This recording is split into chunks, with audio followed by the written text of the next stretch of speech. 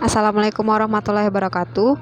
Perkenalkan, nama saya Niri Faradina. Saya berasal dari jurusan Ilmu Ekonomi Universitas Andalas.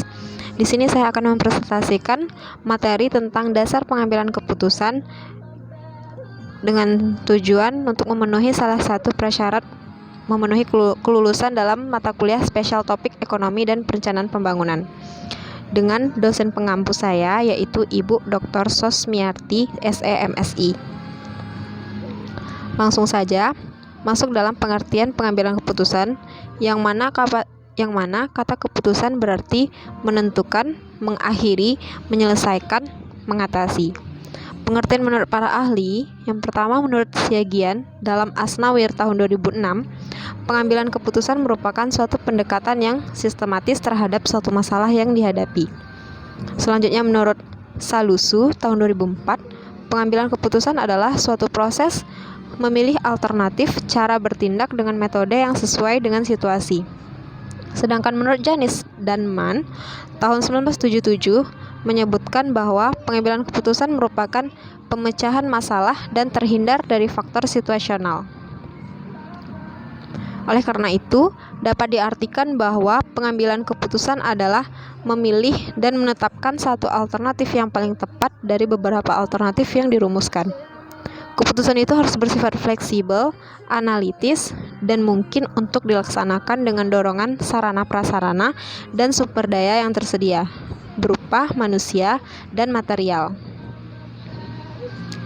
Selanjutnya kita masuk ke dalam jenis-jenis pengambilan keputusan. Jenis-jenis pengambilan keputusan ada 3. Yang pertama keputusan strategis, kedua keputusan administratif atau taktik, dan ketiga keputusan operasional. Jenis pengambilan keputusan strategis adalah keputusan untuk menjawab tantangan dan perubahan lingkungan dan biasanya bersifat jangka panjang. Tujuan keseluruhan dari pengambilan keputusan strategis ini adalah untuk memilih strategi alternatif sehingga keunggulan kompetitif jangka panjang dapat tercapai. Selanjutnya, keputusan administratif atau taktik adalah keputusan yang berkaitan dengan pengelolaan sumber daya, seperti keuangan atau teknik. Dalam keputusan administratif atau taktik ini biasanya terdiri dari pemilihan di antara berbagai alternatif dengan hasil yang langsung atau terbatas yang dapat dilihat. Selanjutnya, keputusan operasional adalah keputusan yang berkaitan dengan kegiatan operasional sehari-hari, yang mana keputusan operasional ini sangat menentukan efektivitas keputusan strategis yang diambil oleh manajemen puncak. Selanjutnya, faktor yang mempengaruhi pengambilan keputusan. Yang pertama, internal organisasi seperti ketersediaan dana, SDM, kelengkapan peralatan, teknologi, dan sebagainya. Biasanya faktor ini berada dalam suatu organisasi itu sendiri untuk terciptanya suatu keputusan dalam organisasi. Selanjutnya, eksternal organisasi seperti keadaan sosial politik, ekonomi, hukum, dan sebagainya. Faktor ini berasal dari luar yang terkait dalam organisasi. Selanjutnya, ketersediaan informasi yang diperlukan. Seberapa banyak informasi yang ada atau seberapa lengkap dan akuratnya informasi yang didapatkan untuk menjadi pertimbangan dalam pengambilan keputusan yang tepat. Selanjutnya, kepribadian dan kecakapan pengambilan keputusan. Dalam faktor ini dibutuhkan kebijaksanaan dan ketegasan dalam pengambilan keputusan dengan tidak bersifat merugikan. Faktor yang perlu diperhatikan dalam pengambilan keputusan menurut Terry, faktor-faktor yang mempengaruhi dalam pengambilan keputusan yaitu hal-hal yang berwujud maupun yang tidak berwujud, yang emosional maupun yang rasional perlu diperhitungkan dalam pengambilan keputusan. Setiap keputusan harus dapat dijadikan bahan untuk mencapai tujuan. Selanjutnya, setiap keputusan jangan berorientasi pada kepentingan pribadi, tetapi harus mementingkan kepentingan bersama. Selanjutnya, jarang sekali pilihan yang memuaskan. Oleh karena itu, buatlah alternatif-alternatif tandingan. Pengambilan keputusan merupakan tindakan yang harus dibuat menjadi tindakan fisik. Pengambilan keputusan yang efektif membutuhkan waktu yang cukup lama. Diperlukan pengambilan keputusan yang praktis untuk mendapatkan hasil yang lebih baik. Setiap keputusan hendaknya dilembagakan agar diketahui keputusan itu benar. Setiap keputusan merupakan tindakan permulaan dari segi kegiatan mata rantai berikutnya.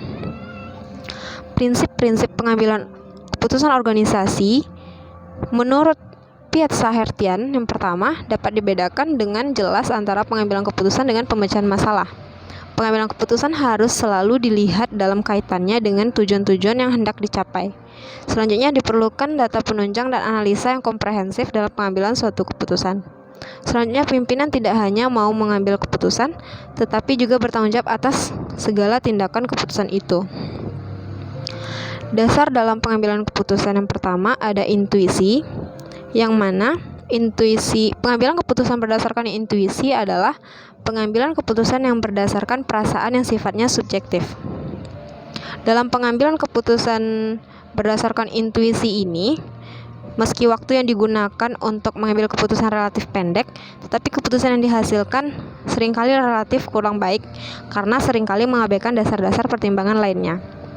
Selanjutnya, dasar pengambilan keputusan pengalaman. Pengambilan keputusan berdasarkan pengalaman memiliki manfaat bagi pengetahuan praktis. Karena dengan pengalaman yang dimiliki seseorang, maka dapat memperkirakan keadaan sesuatu, dapat memperhitungkan untung ruginya, dan baik buruknya keputusan yang akan dihasilkan. Selanjutnya, wewenang.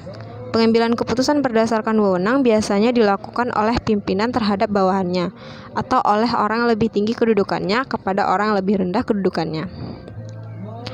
Selanjutnya ada fakta. Pengambilan keputusan berdasarkan data dan fakta empiris dapat memberikan keputusan yang sehat, solid, dan baik.